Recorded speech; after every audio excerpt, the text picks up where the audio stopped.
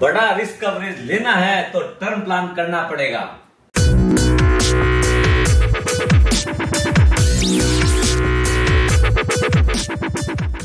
सुप्रभात दोस्तों, आप सभी का एसके हेल्थ एंड वेल्थ में स्वागत है। दोस्तों, अपने पूरा वेल्थ क्रिएट करते हैं, हेल्थ का ध्यान रखते हैं, लेकिन अपने आप को प्रोटेक्ट करना भी बहुत जरूरी है। ये प्रोटेक्शन कैसे होता है वो अपनी रिस्क कवरेज के द्वारा अपने उसको कर सकते हैं। लेकिन रिस्क कवरेज भी कई तरह की होती है। उस रिस्क कवरेज में द प्योरेस्ट फॉर्म जो है वो है आपका टर्म प्लान। आज उसकी पूरी डिटेल लेंगे कि वो कब करना चाहिए, कैसे करना चाहिए, कितना करना चाहिए। दोस्तों, आप लोगों ने देखा होगा कि बहुत बार बहुत सारे परिवार जो है वो रुइंड हो जाते हैं due to non insurance in the family. कभी कोई दुर्घटना घट जाती है तो क्या है, बहुत सारे परिवार बहुत तकलीफ में आ जाते हैं। क्यों कि जो ब्रेड विनर था वो ऐसा नहीं चला गया या वो बहुत सारी अपनी कवरेज ही नहीं करा रखा था। उससे क्या है, परिवार वाले हैंड टू माउथ भी हो सकते हैं, आगे उनका जीवन खराब हो सकता है। उससे बचने के लिए अपने को क्या एक्शन लेना चाहिए और कैसे लेना चाहिए वो देखते हैं। अब जब अपने इंश्योरेंस कराने जाएंगे तो सबसे पहला चीज है वो है इंश्योरर। कौन सी कंपनी से लें अपनी इंश्योरेंस, जिससे कि अपने को कोई भी दुर्घटना घटे तो अपने को अपना पूरा पैसा मिल जाए। क्योंकि देखिए, जो आदमी इंश्योरेंस कराता है वो आदमी तो उस इंश्योरेंस के बारे में सब कुछ जानता है, लेकिन अपने जो पीछे वाले हैं वो बहुत परेशान होते हैं उस टाइम में कि जब अगर पर्टिकुलरली क्या होता है, जैसे रोड एक्सीडेंट हो गया, कोई मर्डर हो गया या कोई इस टाइप की जब चीजें होती है ना, तो पोस्टमार्टम रिपोर्ट्स है और भी बहुत सारी चीजें हैं, कॉम्प्लिकेशंस बहुत आते हैं। तो इंश्योरर का बहुत बड़ा रोल रहता है उस टाइम में कि वो कम से कम डॉक्यूमेंट में अपने को क्लेम सेटल कर दे। और एक आदमी जो सबसे बड़ा रोल अदा करता है वो है आपका एडवाइजर। जब एडवाइजर भी ऐसा चूज करना चाहिए जो मिडिल एज हो, क्योंकि अपना नहीं तो क्या होता है, बहुत बार आप देखेंगे बहुत यंग हो तो उसको अनुभव नहीं रहता है, बहुत ज्यादा बुजुर्ग हो 60, 65, 70 साल के हो गए हैं तो उसमें क्या रहता है कि वो आदमी अब खुद ही सर्विस लेने योग्य बन गया है, वो आपको क्या सर्विस देगा। जब इंश्योरर की बात आती है तो आज के दिन पहला जो नाम आपके माइंड में आएगा वो है LIC ऑफ इंडिया। क्यों कि वो एक गवर्नमेंट ऑफ इंडिया का ऑर्गेनाइजेशन है, एक सॉवरेन गारंटी वाली कंपनी है। हालांकि ऐसी बात नहीं है कि और कंपनियां प्राइवेट भी है, जैसे आपका टाटा AIE है, ICICI है, ये भी बड़ा अच्छा काम करती है। लेकिन फिर भी एक जो कॉन्फिडेंस की बात आती है वो आदमी को गवर्नमेंट की कंपनी में ज्यादा रहती है। अपने जो नॉमिनी होते हैं उनको अपना सिक्योरिटी और सर्विसिंग दोनों चीज को देखते हुए अपने को इसके अंदर इंश्योरर को चूज करना चाहिए। दूसरी एक महत्वपूर्ण चीज रहती है क्लेम सेटलमेंट।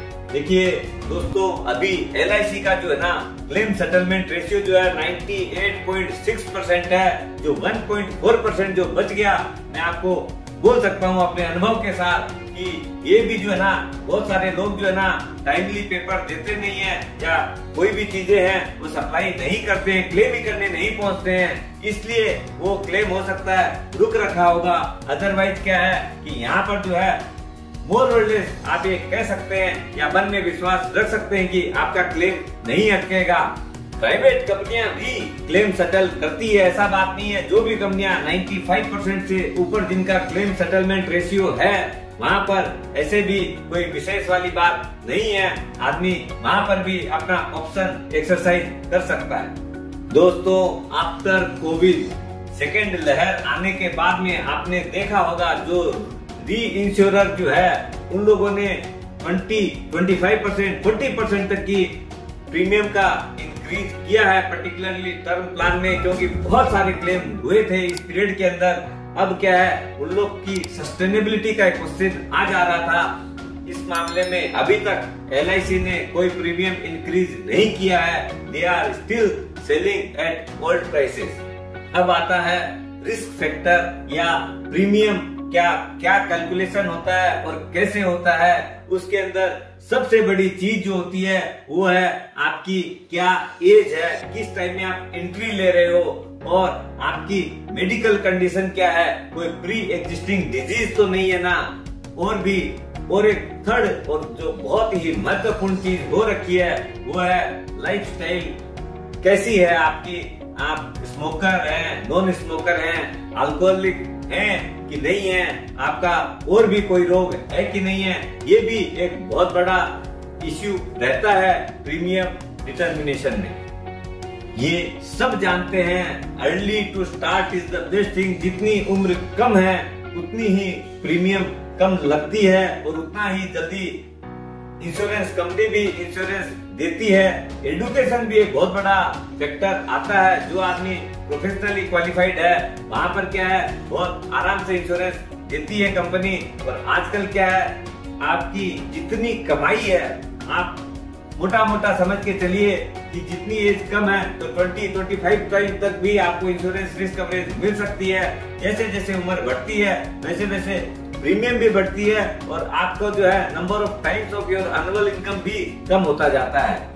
एक यहाँ पर बहुत वाइटल क्वेश्चन आता है आदमी का, वो ये है कि कौन सी उम्र में लेनी चाहिए, कितनी टर्म की लेनी चाहिए और कितनी रिस्क कवरेज लेनी चाहिए। दोस्तों इसके अंदर जो है ना आदमी का अपना अपना परसेप्शन है। अभी आज के दिन 99 इयर्स की भी प्रीमियम लेने लग गई है कंपनियां, रिस्क कवरेज कवर करने लग गई है। लेकिन जितनी लंबा पीरियड रहता है उतनी ही प्रीमियम ज्यादा रहती है। एक मैं आपको एग्जांपल देता हूँ। बहुत सारे आदमी क्या है सोचते हैं मैं 99 ईयर का लेता हूँ, मेरे परिवार वालों को मिलेगा। लेकिन आप सही पूछो तो आपकी जो पीछे वाले जो इसके अंदर जो इतनी बड़ी रिस्क कवरेज की जरूरत जो है वो आपको 2-3 कारणों से होती है।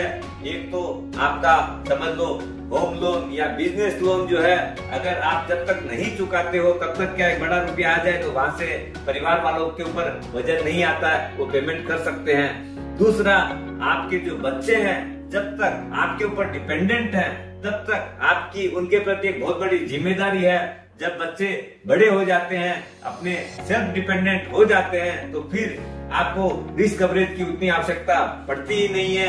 दूसरा, एक चीज और आप देखेंगे अपने इंडिया के अंदर, अगर जो आदमी सर्विस में है, एम्प्लॉयमेंट में है, समझ लो 60 साल उसका रिटायरमेंट एज है, बिजनेस करता है, तब भी आदमी जनरली 60 वर्ष तक कार्य कर्ता के रूप में अपने समझते हैं कि कार्य आराम से कर सकता है। तो उस चीज को भी ध्यान में रखते हुए इंश्योरेंस ले सकते हैं। क्यों कि जितना टर्म कम रहता है उतनी ही प्रीमियम कम लगती है। समझ लीजिए आपका बच्चा जब तक देखेंगे 60 वर्ष का होगा, वो तो 28 वर्ष का हो गया, शादी भी हो गई है, तो आपके ऊपर डिपेंडेंट रहा कहाँ, और आपको भी उसके बाद में उतनी 60 वर्ष के बाद में हो सकता है आपकी भी इनकम कम हो जाती है या बंद हो जाती है, तो वो एक लायबिलिटी लगने लग जाती है कि हम प्रीमियम दे कहाँ से। इसलिए दोस्तों आप जो टर्म डिसाइड करें वो इस ढंग से सोच के करें कि मेरा बच्चा कब काम करने योग्य हो जाएगा, बस उतने ही पीरियड तक का करवाइए, जिससे क्या है कि आराम से आप अपना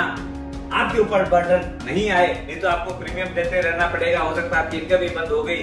दूसरा एक चीज और है, अब कितनी कराएं, ये बहुत बड़ा $1 मिलियन क्वेश्चन रहता है। तो इसके अंदर जो है ना HLV ह्यूमन लाइफ वैल्यू अपने को कैलकुलेट करनी चाहिए कि आज के फ्यूचर में मेरी क्या इनकम हो सकती है, उसके हिसाब से अपना इंक्रीमेंट समझ लीजिए आप 10% का पकड़ के या 5-7 जिस भी इंडस्ट्री में आप हैं उस हिसाब से आप अपना इनकम जोड़ के रखिए कि भाई मेरा इस ढंग से मेरी वैल्यू बन सकती है। एक दूसरा, आपका खर्चा भी बढ़ता है ड्यू टू इन्फ्लेशन, तो उसको भी 5-6% का जो भी है खर्चा पकड़ के जो डिफरेंस आता है उसकी रिस्क कवरेज अपनी बनती है। आज के दिन समझ लो आपकी वैल्यू क्रिएट हुई कि 2 करोड़ रुपए आएगी, 1 करोड़ रुपए आएगी, 6 करोड़ रुपए, 10 करोड़ रुपए, जो भी आपकी वैल्यू आती है उसके हिसाब से आपको रिस्क कवरेज लेनी चाहिए। और टर्म जो है वो भी उसी हिसाब से डिसाइड करना चाहिए। 60 माइनस आपका डिपेंडेंट जब तक मेजर नहीं हो जाता है, अपना सेल्फ डिपेंडेंट नहीं बन जाता, उस पीरियड का करना चाहिए। जब रिस्क कवरेज ले रहे हैं तो उस टाइम में एक चीज का और ध्यान रखने की जरूरत है, वो है उसके उसके जो एड ऑन बेनिफिट्स मिलते हैं अपने को, जो आपने उस टाइम में राइडर्स ले सकते हैं, जैसे क्रिटिकल इलनेस हो गया, डबल एक्सीडेंट बेनिफिट हो गया, अपना परमानेंट डिसेबिलिटी क्लोज हो गया, ये सब जो जो बेनिफिट्स अपने को मिल सकते हैं वो अपना देख के, हालांकि उसकी एक एक्स्ट्रा कॉस्ट लगती है, फिर भी it is advisable to take those benefits. Industry में बहुत सारे प्रोडक्ट हैं, जैसे आपने देखा होगा इंक्रीजिंग सम इंश्योर्ड वाली एक कंसेप्ट रहता है, एक रहता है return of premium on expiry. देखिए ये सब जो चीजें है ना, उसके अंदर प्रीमियम तो दुनिया भर की उसमें जुड़ जाती है, उतनी उसकी वैल्यू क्रिएट नहीं रहती है, इसलिए इन सब चीजों से बचना चाहिए। जितना प्लेन वनीला प्रोडक्ट रहता है उतना ही अच्छा है। अपना स्ट्रेट फॉरवर्ड इतना सम इंश्योर्ड है, मेरी इतना रुपया मेरे को if I go before your maturity, मेरे को इतने परिवार वालों को इतना रुपया मिल जाएगा, क्यों? मेच्योरिटी बेनिफिट तो इसमें 0 है। दोस्तों, 2 चीजों का और विशेष ध्यान रखना चाहिए। एक कि अपना उसके अंदर क्या है, आजकल एक ऑप्शन और मिलने लग गया है, in case of death the nominee can take all the benefit, मतलब लंप सम एक साथ में भी ले सकता है, चाहे तो इंस्टॉलमेंट में भी ले सकता है, जिससे उन लोगों का खर्चा हमेशा आराम से आता रहे, तो डिपेंडेंसी नहीं रहे। नहीं तो कई बार क्या होता है, एक साथ में रुपया आ गया, हो सकता है आदमी उसको ठीक से मैनेज नहीं कर सके, तो रुपया खत्म हो गया, बाद में वो तकलीफ में वापिस आ सकता है। एक टैक्स बेनिफिट मिलता है, 80C का जो बेनिफिट है वो अपने को प्रीमियम पे मिल गया, प्लस अगर डेथ हुई तो उसका जो पैसा आएगा, जो क्लेम अमाउंट है, वो नॉमिनी के हाथ में जो है ना वो टैक्स फ्री रहती है, इसलिए ये भी बेनिफिशियल अपने अकाउंट में है। एक इंश्योरेंस जो है ना, अपने को मोड ऑफ पेमेंट का भी बहुत बड़ी सहूलियत है। आप चाहो तो सिंगल भी दे सकते हो, ईयरली है, हाफ ईयरली है, क्वार्टरली है, मंथली है, जैसे आपको सुविधा हो वैसे पेमेंट कर सकते हैं। भोजन क्या है कि भाई एक साथ में देने में दिक्कत होती है तो मंथली भी ऑप्शन कर सकते हैं। आजकल जैसे म्यूचुअल फंड में अपने SIP करते हैं, वैसे इंश्योरेंस में भी अपने ऑटो डेबिट वाला इंस्ट्रक्शन देके छोड़ सकते हैं। महीने के महीने अपने अकाउंट से रुपया कट जाता है, तो वो क्या है, पॉकेट पे पिंच नहीं होता है। दोस्तों, जो भी करें सोच समझ के करें, जिससे कि बाद में पछतावा न रहे कि मैंने ये काम किया नहीं था। स्वस्थ रहिए, मस्त रहिए और अपने जीवन को प्रोटेक्ट करते रहिए।